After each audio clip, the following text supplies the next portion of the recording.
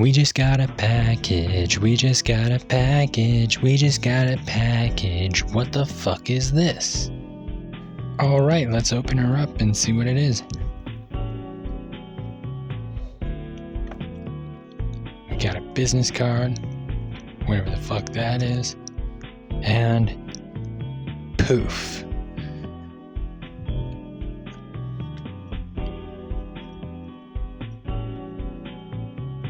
Ta-da! Alright, let's get rid of the boxes.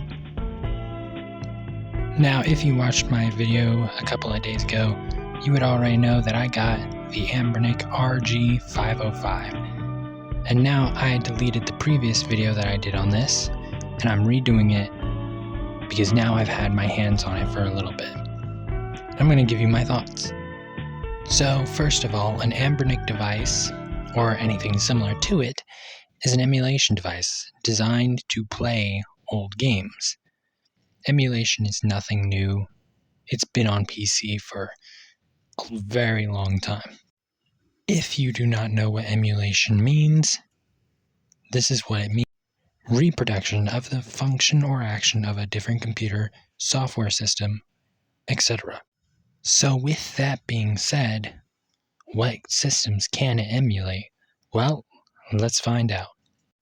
Alright, so let's find out. We've got everything from NES, Sega Genesis, Game Boy Advance, PS1, N64, Dreamcast, PS2.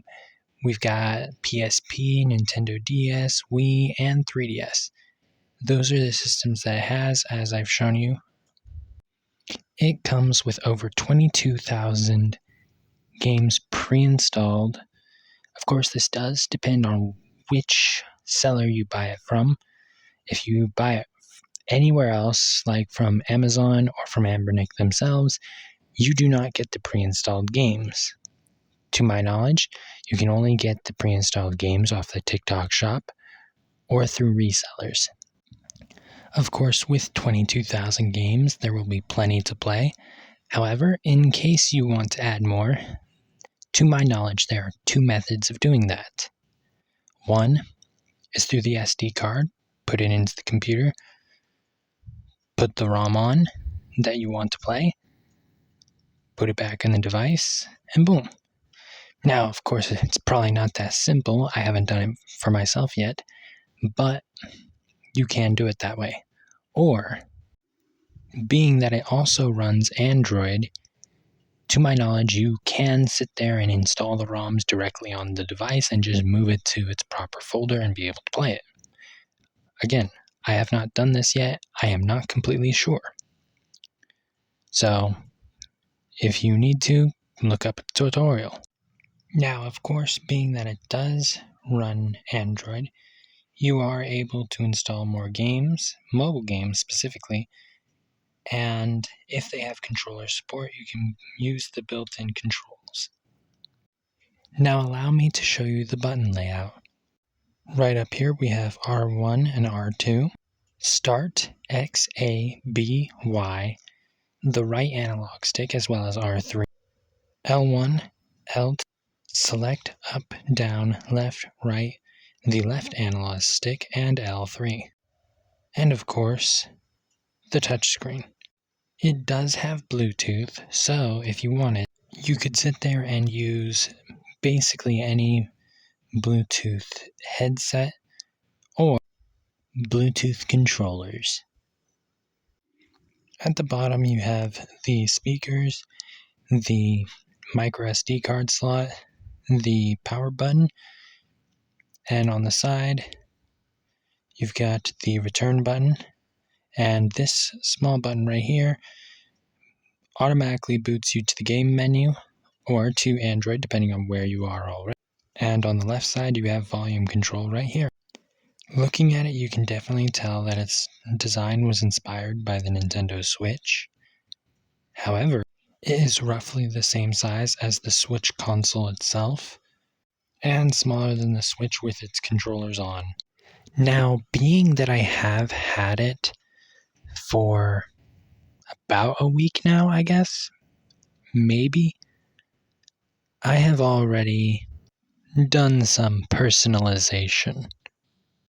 Originally it was just this one, but then after taking a picture of the information on the back to make sure I have it, and if I ever need it repaired, I can bring up that information, I put this one on after taking the picture, thought that these two looked a little lonely, added this one, and this one.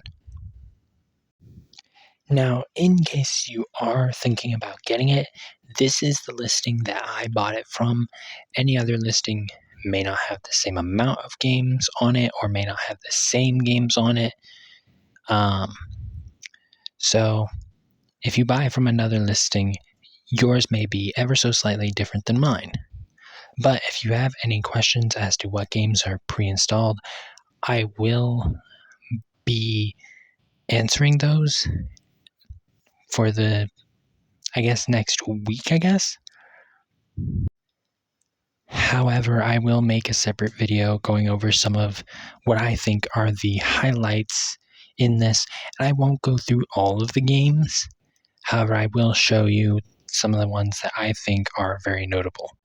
I will mainly be going over more notable games from the more recent consoles, such as the 3DS, DS, PSP, PS2, and GameCube/Wii.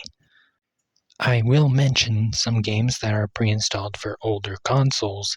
However, the more recent consoles will be the main focus, because there are more, in my opinion, notable games on there. So now time for the pros and cons. Starting with the pros, this is a very comfortable console with plenty of games, and with the dual OS, it makes it very easy to install more and even enjoy a handful of more modern or recent titles, such as Minecraft. It has a pretty decent battery life with a large variety of consoles for you to get and play games for. The first con comes with some of the games with large numbers of pre-installed games. Unfortunately, with some of those, some games are just repeats of others exactly the same. For example, under Game Boy Advance, there are 2 installations of American Bass Challenge, and they're both the same. My other issue comes with the complete imbalance of pre-installed games. So you're telling me the Nintendo DS only gets 163 games, even though it's the second best-selling console of all time? The 3DS only gets 6. That doesn't even hit double digits. And the number 1 best-selling console of all time only has 20 pre-installed games. That's kind of ridiculous, considering Game Boy Color has 2,273 games pre-installed. Game Boy Advanced has 2,415 games pre-installed. The original Nintendo Entertainment System has 7,982 games, while the SNES has 4,947 games. Let me get this straight. You decided to give the PS2, the best-selling console of all time, only 20 games. Hell, pre-installed. The Neo Geo Pocket has more games on this thing than the PS2. That is ridiculous. So now it comes down to what is probably most people's biggest question. Is this worth it? Well, if you have interest in playing any of these systems without starting a full-on collection, then yeah, I would say it is pretty well worth it. However, if you are wanting to play the latest and greatest games, it is probably not going to be your cup of tea. Now, are you interested in getting one? What's the first game you would play on it? If you have any questions, feel free to ask, and I will see you guys later.